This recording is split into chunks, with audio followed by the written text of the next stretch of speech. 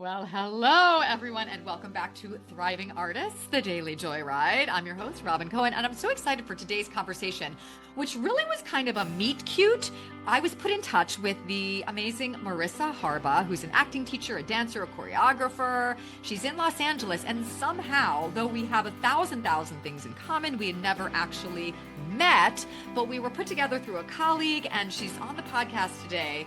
And what a delightful conversation. I feel like she read my diary.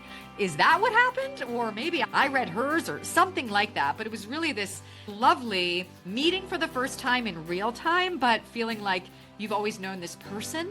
It's that kind of thing. It's the kind of thing that's happening in acting classes when actors are being put together with scene partners and meeting for the first time in the hands of the greatest writers in the world, Arthur Miller and John Patrick Shanley and Neil LaBute and Teresa Rebeck. And suddenly, though they've never met, quote unquote, they instantly recognize each other in these scenes and these monologues and the shared humanity that just exists between and among us. And man, is it a thing of beauty. So DM me on Instagram if you would like in. We're starting up online acting classes as well as in-person acting classes at beautiful theaters around the Los Angeles and Hollywood area, and also on the East Coast in the DC, the DMV area. So if you're creatively curious, or you're jonesing to get back in, or you're ready to just like take that leap into the world of arts and crafts that you've been longing to participate in, now's the time. And this is really your time. Like, if not now, when? So I invite you to come on along. If you'd just like to observe the magic, you can always email me, Robyn at cohenactingstudio.com. It's all in the show notes. But check out the studio, learn about classes, see what we're up to, and start to explore what is burning inside you to share and create. I'm here for it. I'm here for you. And toward that end, let's hear what Murisa has to say about stepping into your passions, your purpose, and lighting up your life, and how to get in touch with that mind, body, and spirit to make the magic happen. So let's dive in and hear more about that with the amazing Murisa Harba. Here we go.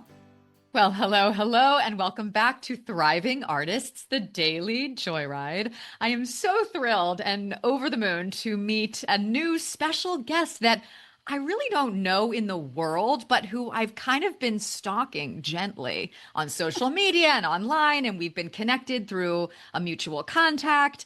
And for those of you who don't know her yet, I'm going to read this little bio, but my recommendation is that you go to her in the show notes. You guys are going to be able to see where you can find this woman, but this is some rock star material that's happening right now. So for those who haven't met, a little bit about Murisa Harba.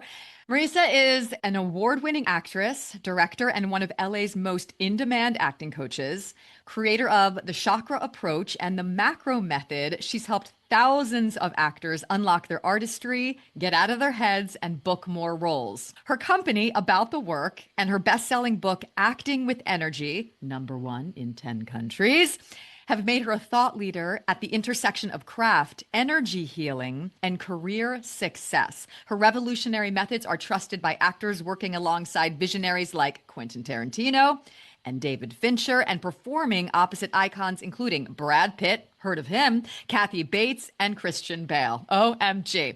By blending spiritual intelligence with professional rigor, she has empowered a generation of performers to elevate their artistry, sustain powerful careers, and thrive at the highest levels of the industry. Oh my goodness. Well, on behalf of artists and creatives everywhere, thank you so much, Murisa, and welcome to the show. Hello. Thank you for having me. So excited to be here. I'm so glad you're here. And just a little behind the scenes, we just engaged in an incredible dance party. She introduced me to 2 songs. Can you give the titles of those songs so people can go on their Spotify and start jamming? Yeah, totally. So it's Calma, Calma.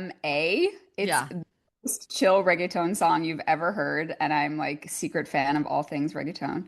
And then the other one is Nel Blue de Pinto. It's a classic Italian song that they repurposed into like this gorgeous, like party vibes by the Adriatic. Like, I don't know. I'm like dancing in a cave in my head, like on the water. Totally. It's exactly That's what where was my mind happening. goes. That's what Yes. happened for me too. It was like this elixir. I was trying to get into recording this podcast, and you know those updates that happen on the computers, and it was happening, and then my computer's shutting down and I've got to restart and I'm supposed to be starting, and I just started listening to Marissa's recommendations, and suddenly I was totally, as you said, on the beach, listening to the waves. Like, it totally calmed Yep, me down. yep, And I was yep. able to make the smooth moves that were needed to get back on here to do this recording. So that's the first medicine that you all are being prescribed for today's show. So Marissa, oh my goodness.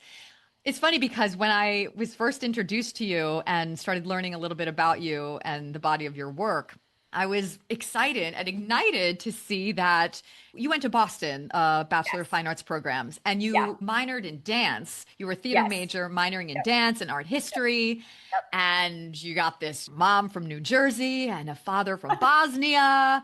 And you're this dancer, actor, performing, choreographing, directing, producing relic.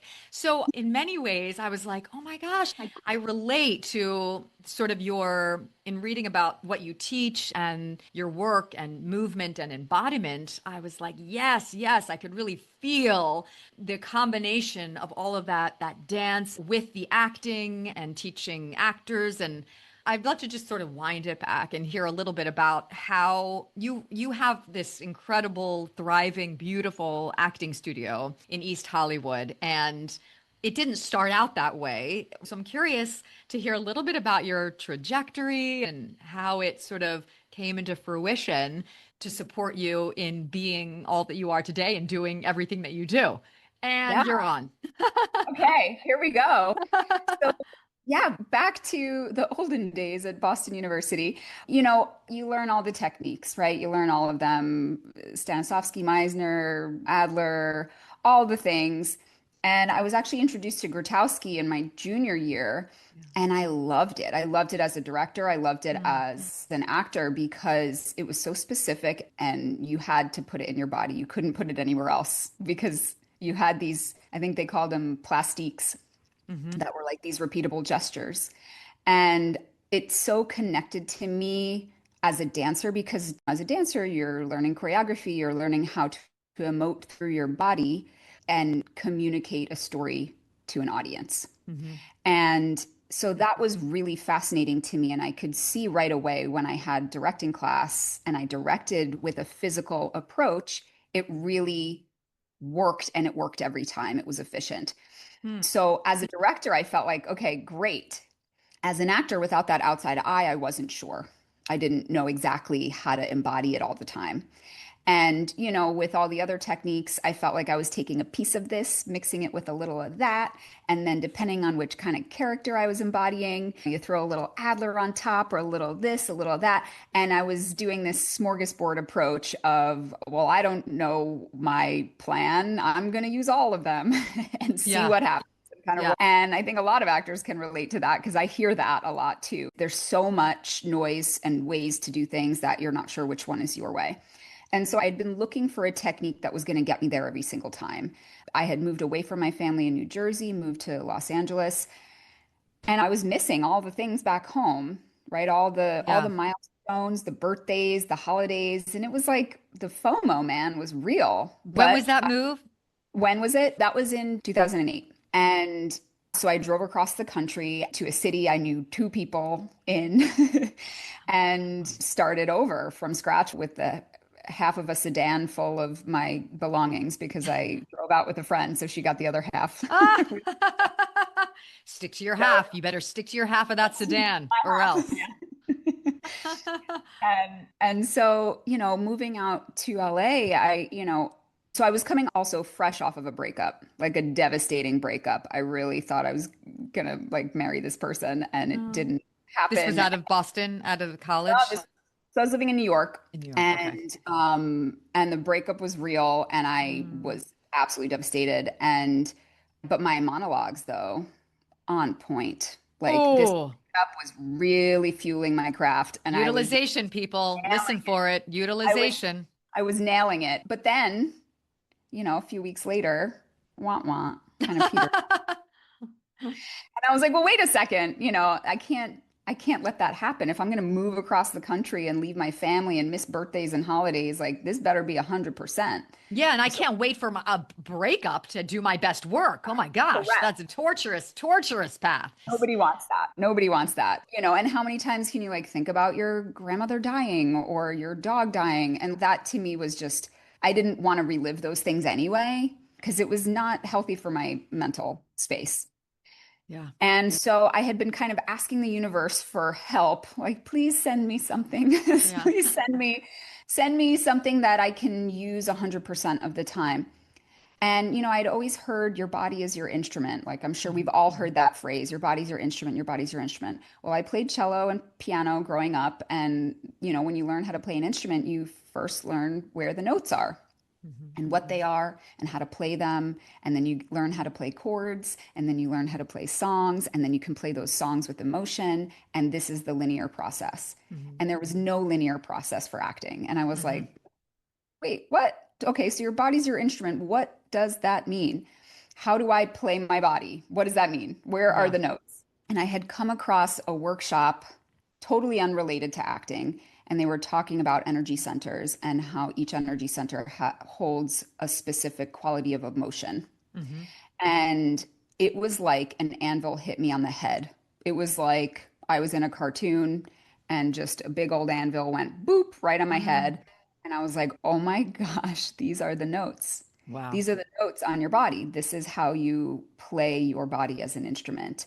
And I got really curious about this and I went deep into this and understanding, how you can use each energy center and how you can put it on voice and sound and gesture and intention with focus to a recipient, and how you can then learn to play chords of emotion and play two energy centers at the same time for a desired effect that you are crafting. You are an artist and you are playing your Hmm. body as an instrument. And it was just, it was like I discovered, I don't know, unlimited diamonds or something. Wow. Getting these downloads about Yes. getting access to the Yes. instrument and how to play it. Right. I was Yeah. just excited to explore, and I was teaching at another acting studio at the time that I was also a student in. And they gave me my own class, and I was experimenting, but then I felt like, you know what, if I'm going to do this, I need to be doing it on my own. I don't want to infringe on his space and, bring things maybe he's not into his domain. So after a year and hitting rock bottom in another space, as we all do, I had a friend of mine tell me, why aren't you teaching? You Mm. should get back into that. I was on hold I was waiting for dates to do a huge feature film with lots of A-listers, and it was like gonna make my career, one of Yeah. those. Yeah. And we were gonna go on tour, and it was a whole thing. And I kept getting the dates just kept getting pushed and pushed and For a pushed. show, for a touring show, like a live So it play? was both. It was a feature film, and then they were going to do the live version as a Okay. tour. Very cool. So it was like, and there were a lot of pop star icons in it Yeah. that, my 17-year-old self would have fallen over. I love that. Yes, I get it. And then they called me, and I got the call, and it fell through, and Yeah. they weren't gonna do it. And so that was part of what contributed to the rock bottom, along with a PTSD event that, I kind of pretended didn't happen. And after a year of pretending it didn't happen, my body had another thing to say about that and started showing me, oh no, you have to deal with this. Hmm. And I started going to talk therapy about that, and I couldn't talk. I couldn't talk. Hmm. In talk therapy, I couldn't talk. I get it. And immediately they were like, you have acute PTSD. And I literally couldn't speak it out loud to her, to even share with her what I was feeling, because I couldn't actually get it out of my body. Yeah. And so that was right around the same time as I was developing the chakra approach. And I started working out my own stuff while teaching everybody how to learn how to play their body as an instrument. So we'd go through the different chakras, and I would explain, what this emotional quality is, and then we do it on sound, and then, with breath and intention and text. And I was secretly using that to, work out my PTSD. Hmm. Nobody knew about this. This is a secret I'm revealing just this year. Well, it is. Literally, It is. This is teacher, heal thyself, and yeah, we yes, teach what we've got to learn. And I think that's beautiful because you're an expert on your own life, right? Like yeah, you are an right, expert on your own life. And I think that absolutely. that more than anything, more than any Yeah, degree or master's or doctorate, that qualifies you having gone yes, through it and having yes, worked your way out of it in such a powerful way. Of course, you're the one to teach others. Those are your people. And I love that acting yeah, and being in the arts can be such a holistic experience in that way. Like, yes, we're creative mites who are, going after it like Hercules and show business. But in that process, if we really are in love with this craft and pursuing the art, people, and I'm sure you've noticed this with your thousands of students, they're growing as actors, but they're yeah, growing as human beings that's first and human. foremost, Yes, which is really, yes. really so beautiful. So that method was working in this class that you were teaching, and then you branched out on your own. You said, I got to get this in motion in a bigger way to reach more people. Yeah. And in my way, because at that point you were working in another studio. And so this decision was sort of made. And then, Yeah. So then, I held some workshops. I had been teaching at the SAG after conservatory for a few years already by that point. So I had kind of a little bit of a following, and I just invited everybody. I was like, here, I'm jumping off the cliff. Anyone coming? And so many of them came. And that was the birth of About the Work in 2013. And many of them are still with me to this day. And it's been such an honor to work with these beautiful souls, ah, this entire time. And is for them to see like the progression of everything and be a part of it. I love that so much. Before I ask this next question, which has to do with your book, Acting with Energy, which I'm obsessed with the title because I think energy is everything. I think we're in an energetic universe and it is undeniable. And to think that any of this is logical is bananas. And so I just love the title. I love the whole thing. I got it. I got it in the title. But I'm right now. Y'all, you gotta go see Marisa's Instagram where she's in Times Square. This is the most delicious, it's the most delicious reel like I've ever seen. So Marisa's in Times Square and she and a colleague are in front of, Times Square. It's the Big Apple. It's the Red Delicious and all the billboards. And Marisa has a commercial, an advertisement for the book coming out. And the advertisements are on this like cycle. So they cycle through like a number of advertisements and then it comes back again. And so it's just delightful. I felt like we were in some kind of Olympic event and we were waiting for our event. And Marissa's like, it's coming, it's coming. And then they think it's coming, and then it's not coming. And then and they're like, we're waiting for the birthday one. And I'm like, the anticipation is building, the heat is rising. And then suddenly, out, like full screen, full stop, there's Murisa, there's her book, Times Square, this advertisement. I mean, that was like New Year's Eve for me. But it was so delicious to see, what a beautiful milestone. And I know you've had many, and there have been many accomplishments along your ride and your joyride. But it was just a moment in time where you can be like, what a cool thing. What a major accomplishment, right? And I love that so much. Can you share with our audience, many of whom are artists and creatives or creatively curious, Yeah. I feel like you read my diary with this book, Acting is Energy. Can you give us some of the pillars of this book, the sort of the guideposts of what this book is sharing, and give us a little insight into what you're talking about? Because I think it's everything. Yes. Yes. Okay, okay. Well, obviously, I agree.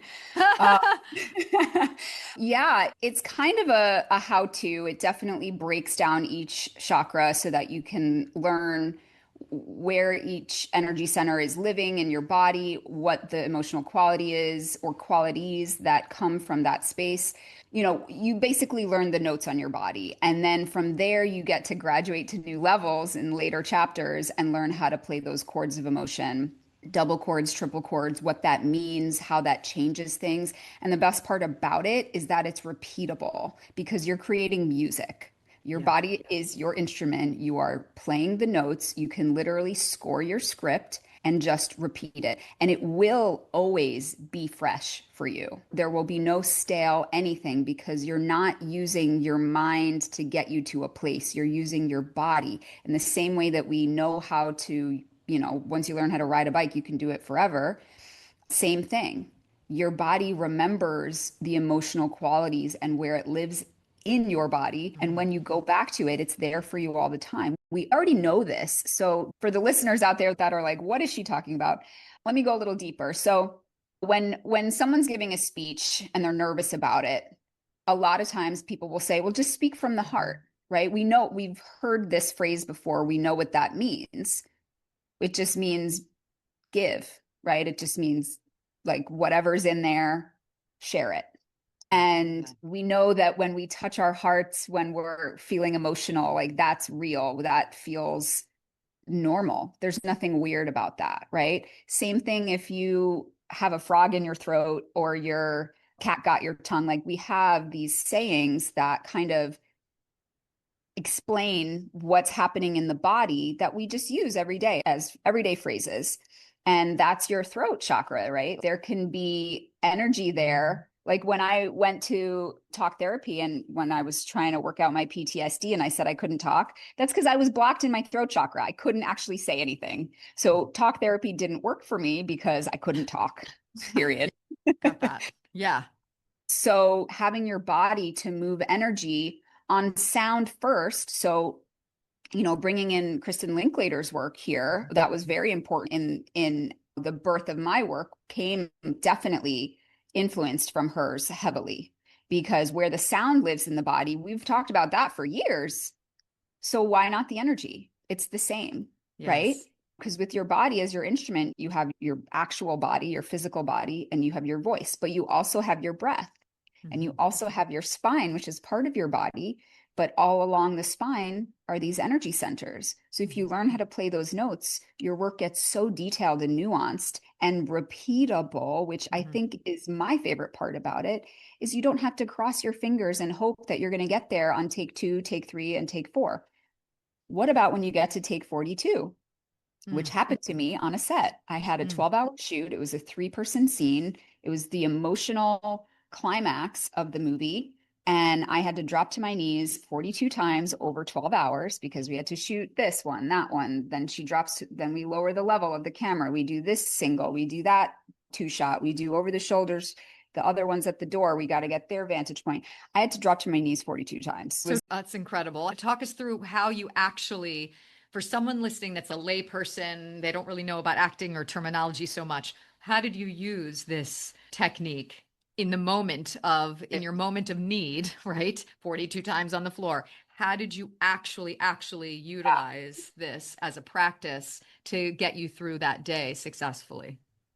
Yeah. So I scored the entire thing. And actually, in my groundwork engineer program, I reveal the exact script and my score to students so that they can see it side by side with the performance of what I did and how I could repeat it right now if I really wanted to.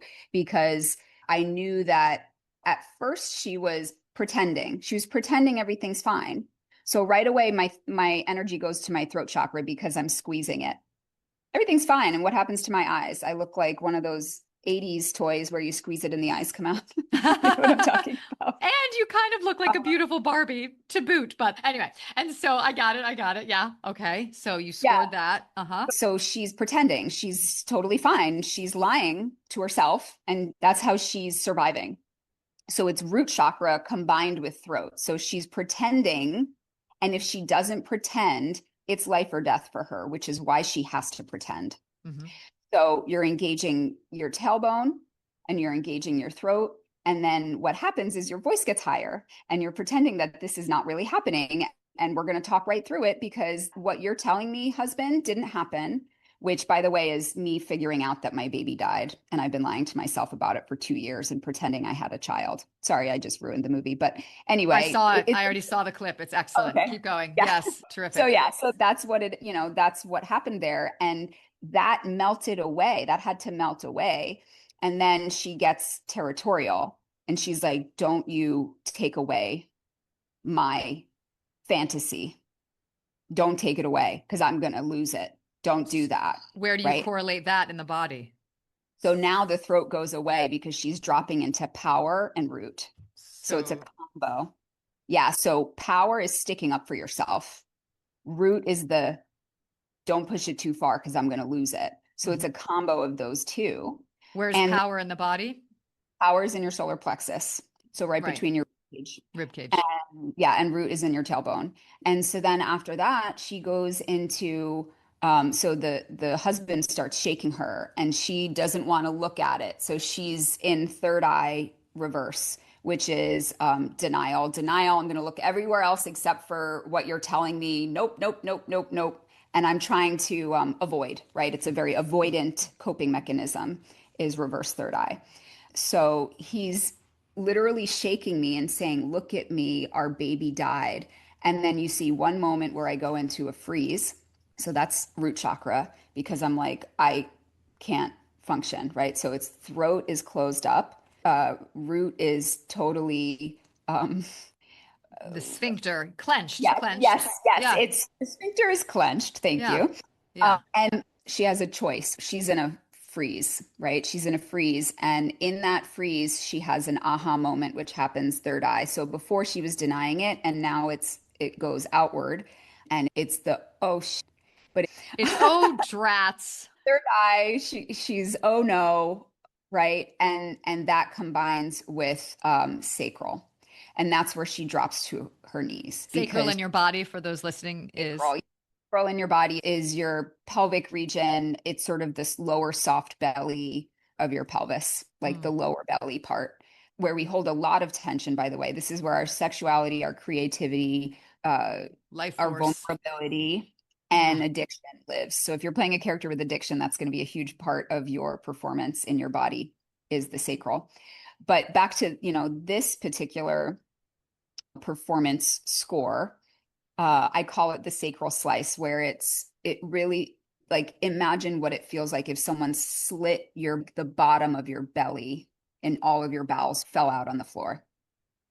Like think about that. That brings you to your knees.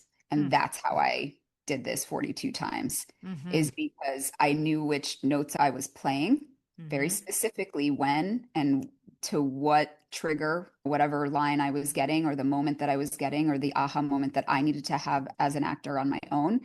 And then these chords of emotion brought me to my knees, and she's then in, a full horrible place of realization that her baby has died and Full she's now collapse. full collapse. Thank you for talking us through that. I love getting things from theory to like really on the court. Like I can track Yes. that. That's Yes. trackable. And I love that you're teaching others this codified way to let the work for you because we Yeah. do so much homework, right? Like just thousands of miles of delicious research, developing the roles, learning the lines. I just worked on this play. I had to learn 192 monologues. It's a Oh my hour and a God. half. I mean, it's like, the work that we put in, and it's a lot. We do it, we go after it like Hercules, and it's so lovely to have a technique that when when the lights are up on the stage or when they call action on set, you're like, not only have I researched and developed my heart out with this, I have such a profound understanding. I'm walking a mile in this character's shoes, but I know how to and what to trigger and employ and deploy such that all of that work, all of that delicious, in earnest homework comes to meet you on the day. Now, I always tell my actors, if you haven't done your homework and you put your foot on the gas pedal, the car's not going to go. But I Yeah. love that, if that has been accomplished at home, homework is for home, then Yeah. this is a way to, in a sense, unleash it and let it live in real time when it matters, which is when there's an audience who's paid good money, or in the movie theater when you have masses of people who are viewing a performance if it's not live. And it's fascinating to hear you say 42 times, because I talk to my actors a lot about like, this isn't hard. What you're talking about isn't hard. You could get this and you could do this. It's not hard. But I think to be excellent and Yeah. beyond, it takes stamina. Yes. and energy, dance, movement, stamina, just like the vibe I get from you, even before I met you. It's such a, like, it's life force, right? It's Yeah. like the golden fuel that makes everything go. Like, I look at you, this beautiful woman, actor, acting, dancing, choreographing, owning a studio, author, all of these things. And two children, husband. By the way, both of us are in love with a man named Billy D. Not the same Billy D. Thank God, not the same Billy D, but isn't that hilarious? Yep. What's fueling your engine? Because you're putting out there so much and doing like a thousand things any given day. Like, Yeah. Murisa, what makes you like tick? Like, what's the big picture here for you? Like, is this just like an unwavering love of?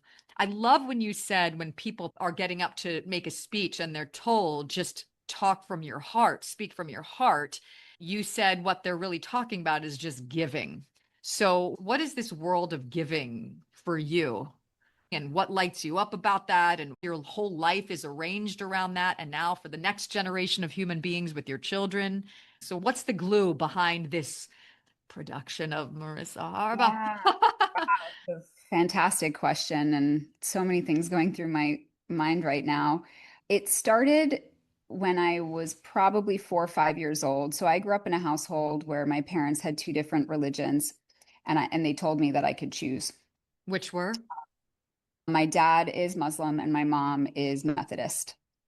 And we grew up in New Jersey. And I just remember growing up very much knowing they said you can choose what you want to do. And of course, I had a bunch of Jewish friends, and I was like, I want to be Jewish. Ah, join the tribe. I am a Cohen. If you want to join, you're welcome. Everyone's welcome. Yeah, so funny. My mom's like, well, that's not one of the choices for you. Not today, as Henry V said, not today.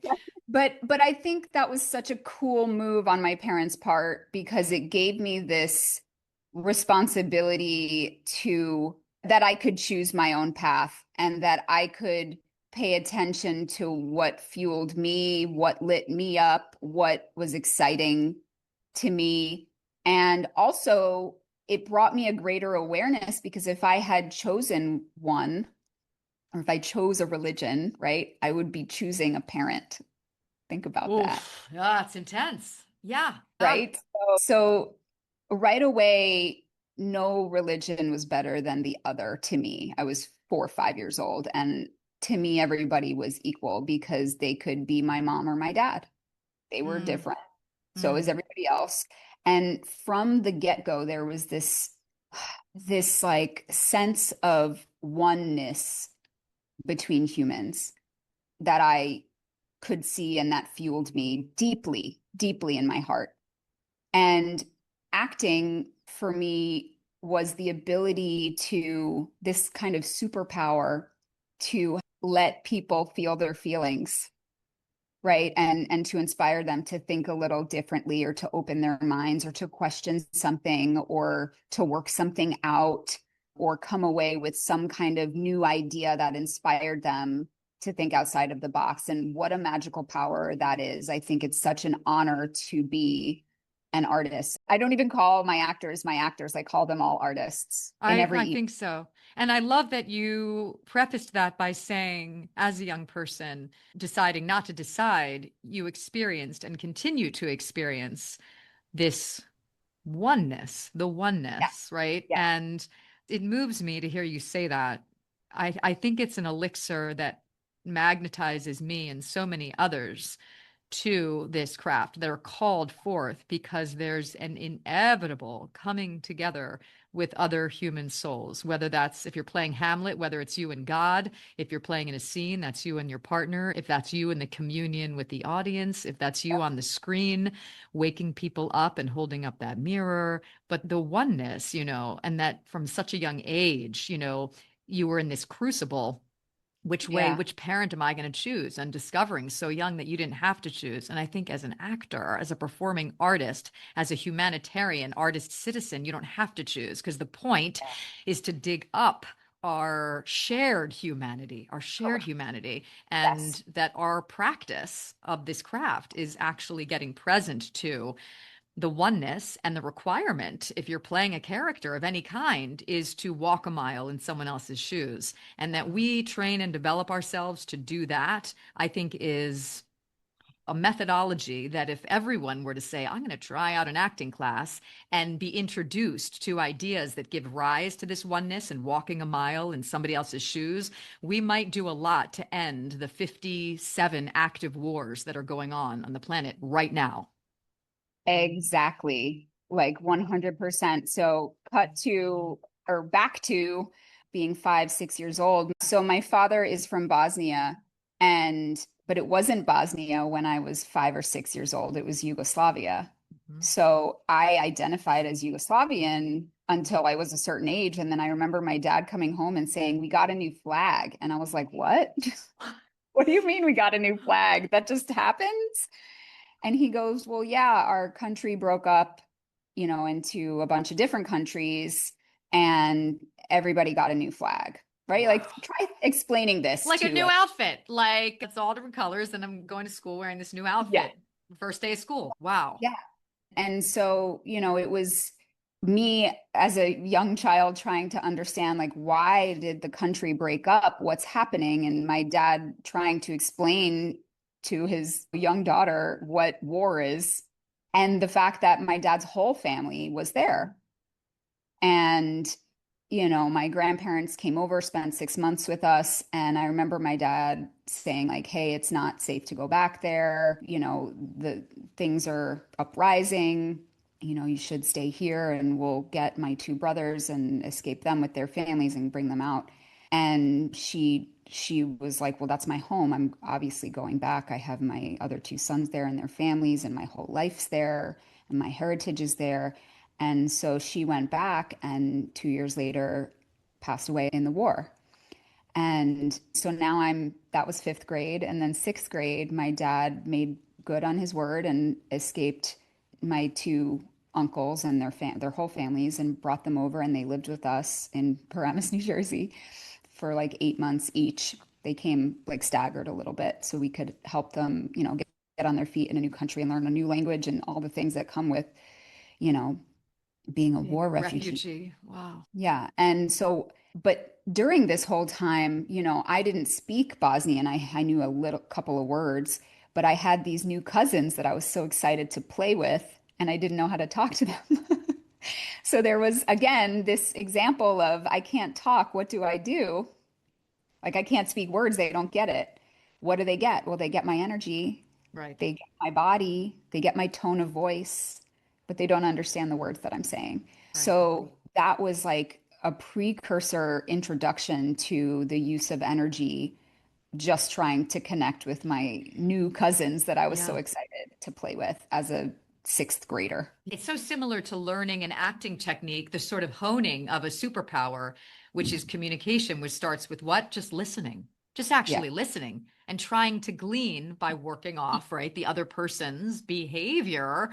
And man, there's just so much to take in off another person. Like if you're actually paying attention and you're not just looking, but seeing the other person, not just listening, but hearing what's being said as best you can through the body and through the voice. That's why they use the repetition exercise, because you could be saying goo goo gaga. But if you're really going moment to moment, working off the other person, the way they say Yeah. goo goo gaga, how they just said what they said is going to give you your next moment. And so now you're this developing Oscar winning, like Meisner actress in fifth grade and beyond, because you were just sort of working off what you could understand, which is behavior. Because, as you know, because you wrote the book, human behavior is universal and can be Yeah. tapped into. There is a universal language in movement. And I know, being a dancer as well as an actor, I mean, oh my gosh, we need to have like 5 more podcasts together because I want to go down all of these rabbit holes. But Yeah. fascinating that you were in this work so young, unbeknownst to you. Didn't know. Yeah. Yeah. And didn't know. And so, you asked like what's fueling me. It's that oneness, is that through energy work, I hope to share it with as many people as possible, because what that shows us is that we're all the same.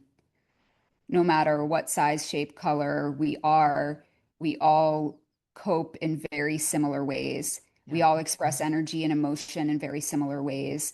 And we can feel and receive that energy from other people. We do it daily already. So if we just kind of knew a deeper look into what that actually means, I think we would less wars would happen. I Yeah. think we'd stand each other. And even, like I know we've been talking about chakra energy, but there's also masculine, feminine energy, which is, that was sort of the later part of my work over the last 5 years. And, this idea of holding space for someone else is really important. And I think we don't know how to do that sometimes because we want to be heard too. But if two people want to be heard at the same time, who's listening? Nobody. Mm. So one Giving person, space. One person must cede the floor, must give the space.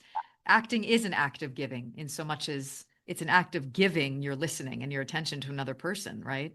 yes. Dancing in the communication, dancing in the conversation. Yeah, absolutely. I have another business called Take My Lead LA, which is a ballroom dance studio. For I know what. OMG. It's all going in the show notes, you guys. Don't worry, it's all going to go in the show notes. But it's ballroom dance. You Ballroom teach. dance, yeah. So God bless you. it's for mostly beginners and wedding couples and date nights. So if that's something that you're looking to do as a fun thing to explore and connect with your partner, it's so lovely because Oh it's my body God. connection. Yeah, It's yeah, an extension of all of my work. And it's yeah. so lovely to see wedding couples, they're in the most lovely, gorgeous stage Oh, of it's the thing. best.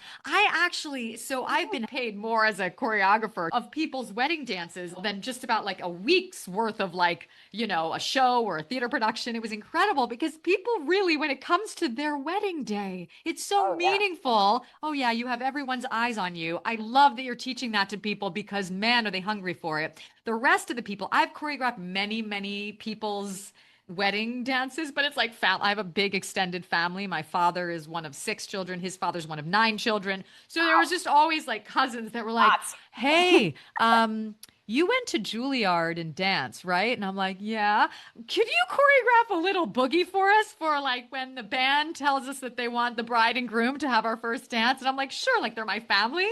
But it's always so amazing because being up close and personal to that, you see on the one hand how much people want to be in touch with their bodies, and on the other hand, the terror.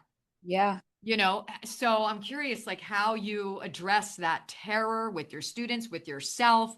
What is it, if you could walk us through, like, what is it that you give, and for the people listening in, because yes, we want to express, we want the oneness, but first we got to get over ourselves. We got to like get over ourselves so we can even show up, right? To actually start.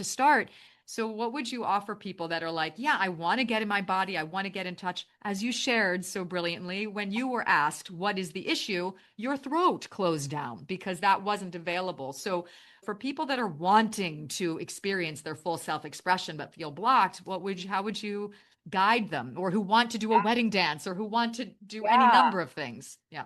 Yeah, absolutely. So, I mean, the book breaks it down, but obviously sometimes it's hard to like experience it through words on a page. Coming to do a chakra warm up with me is the first step because you learn the notes on your body and you learn how to express energy and emotion. And you have to use what you know first before Yeah. you can imagine anything new because you're learning an instrument for the first time. Now, it's an instrument that you use every single day, so you're already kind of an expert in it. You just don't know what you're Yeah. doing. Yeah. You have habits that So, you formed, right? Yeah. yeah, so understanding how you show up and how you cope. And, when you do a chakra warm up with me, the first thing that I'm interested in learning is the data collection. And when I say I know that sounds so, what is she talking? Data collection is how your unique body responds to stimuli in whatever way it happens each time from each energy center. So, what I mean by that is, if I bring you into a fight or flight space, I want to know what's happening in your body physiologically, right? So I ask for physiological responses, not I feel blank. It's my shoulders doing this weird thingy. My left pinky is moving. I have tension in my right butt cheek. Like whatever's happening to Yeah. your body is your unique blueprint. And that's what becomes repeatable for you because you go into that again and the feelings will come again, but you don't have to relive them up here. That's the difference. Yeah. So it's body recall versus emotional recall. I got that. Yes, Emotions yes, yes. live in the body. Yes, emotions live in the body. And you can address them there and start to reorchestrate this Correct. instrument by Yes, I using, like that. Yeah. yeah, like I have this hotness in my chest. Okay, can you bring a little cool water into that by using imagery and sort of start to work with those body sensations, Yeah. the emotional body? Brilliant. Okay. Oh my gosh. I want to go on so many tangents, but I know you have a life and a husband and children and your studio and books that you're writing. So, just out of curiosity and like getting to know you, getting to know about you, what work of art has had the greatest impact on your life? Yeah. No pressure. I mean, you guys are gonna laugh, but it's 100% Dirty Dancing. Oh, Murisa, you don't get it. We might be the same person. I mean, I know there's a oneness. Listen, listen. I know we've been talking about the oneness, okay? But I just am coming off a 2-year tour of the play, What the Constitution Means to Me. And one of the highlights of this play is when my character is talking about how real the love of Jennifer Grey and Patrick Swayze was real. And Oh, then so she's dirty real. dancing. It was so real. It was so real. Okay, I mean, so think about it. Like, I have no, a ballroom dance studio because of that film. I'm an actor because of that film. I'm a director because of that film. I'm a choreographer because of that film. One of my branding characters is basically Jennifer Grey.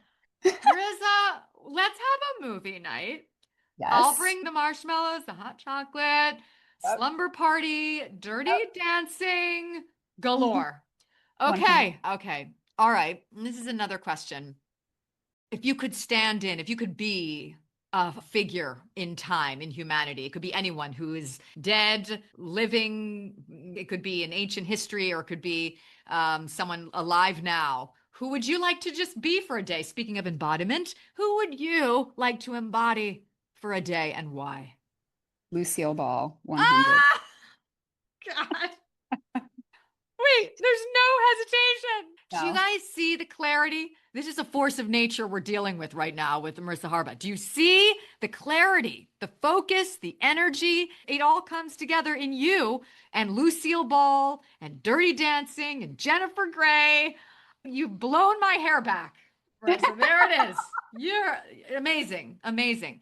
Can you tell our audiences where they can find you? It's all going to be in the show notes, but so they can hear it from Yeah. you, how they can get in touch, how they can work with you.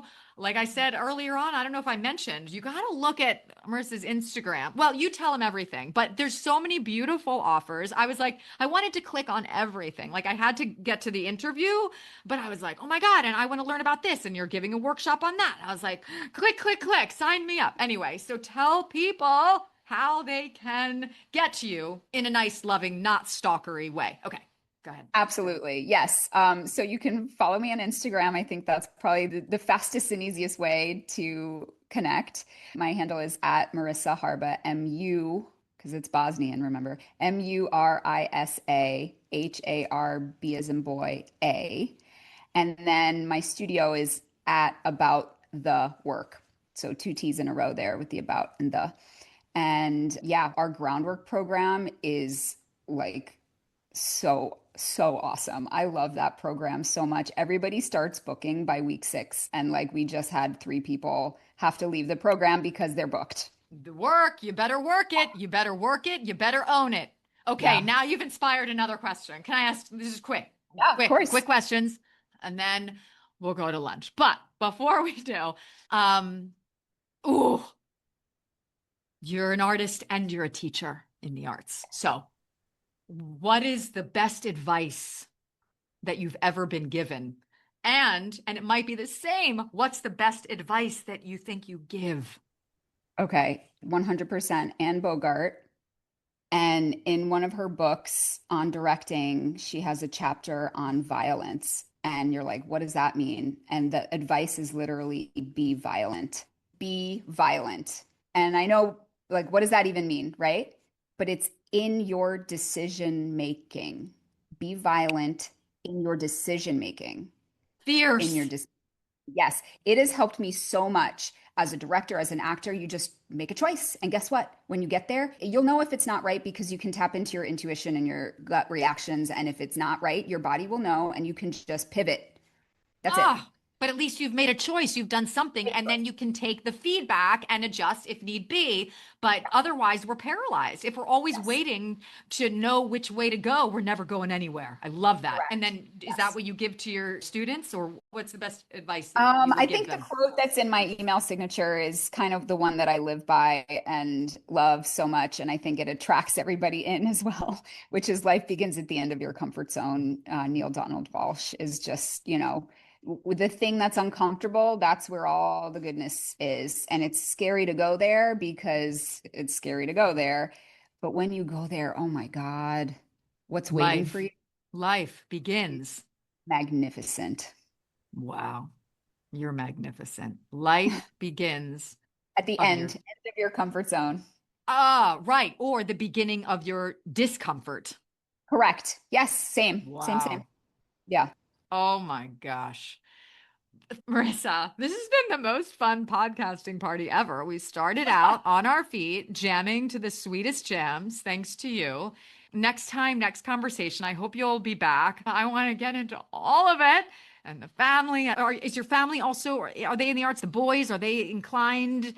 Yes. Oh, good question. So I just directed my first feature film that I had 44 students in. It's a modern adaptation of Shakespeare's Macbeth. It's called Mac, what? MattBeth. The lead character's name is Matt. So he obviously, Ah, you guys, yeah, the plan was, run. Don't yeah. walk, run and see this. When do you think this next year? It'll be out next year. Yeah, we're in Oh, post-production now. We just wrapped in June. MattBeth, come MattBeth. on. Yeah. Brilliant. You can follow us at MattBeth Movie on Instagram as well. Is your family in it? Are the boys in it? They Oh are. my God, I Both love of this them so are. much. Oh Yeah. my God. How old are they now? 5 and 8. Oh my God, this is so Jimmy and Johnny. delicious. Jimmy and Johnny. Jimmy and Johnny. I have 1950s kids. I don't know. Jimmy You and Johnny. guys, this is the Playing baseball yummiest. on the street. Ah! Jimmy and Johnny. You guys need to see this. If you're listening to this on Apple or on Spotify, go to YouTube and see what's happening on camera because it's the most delightful thing that's going to happen to you this week and maybe even this year, seeing Murisa Harba. Murisa, thank you so much. This is such a total delight. And I'm so happy to finally know you, even though I feel like we've been living a sisterhood of parallel lives, like complete parallel lives on so many fronts. And I think there are even more ways that there's even more crossover and just like, yeah, that's me too. So thank you for everything that you shared. This is just like a treasure trove of golden nuggets. And speaking of energy, I just love being around yours and I can't wait for the next and the next. Totally, totally. And for those of you who are listening and you're like, wait, what were those chakras again? I'll send you a little PDF breakdown of what they are so you can use them in your next audition. Fantastic. I'll put it in the show notes. Yeah. Send me everything, and then we're going to tell it to the world. Thank Awesome. you. What a blessing. Thank you, Murisa. Oh We my are goodness. one. Ah, we are one. Okay. Thank you. Thank Bye. you. You got it. Thanks. Bye. Bye. Well, that was a total delight. What an amazing experience and conversation and discovery of just how connected we all are. There are, of course, the obvious things that Murisa and I connected about, like our deep love and our unwavering passion for Dirty Dancing, the movie musical with Jennifer Grey and Patrick Swayze.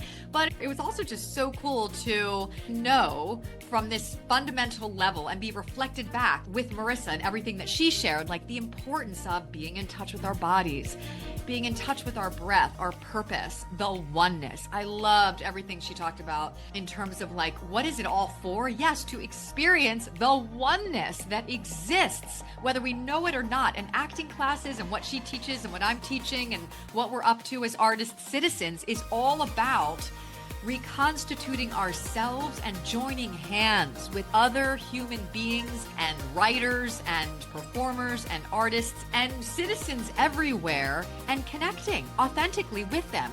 And it's so cool that we're both interested in guiding people toward that end so that we can show up authentically with our real voice, with passion and purpose, and be unleashed in our power and our fullest self-expression. So check out Murisa's work. You can check out a class, audit, study, get her books, read about what she's doing. It's such a beautiful symbiosis. Again, mind, body, spirit, all coming together.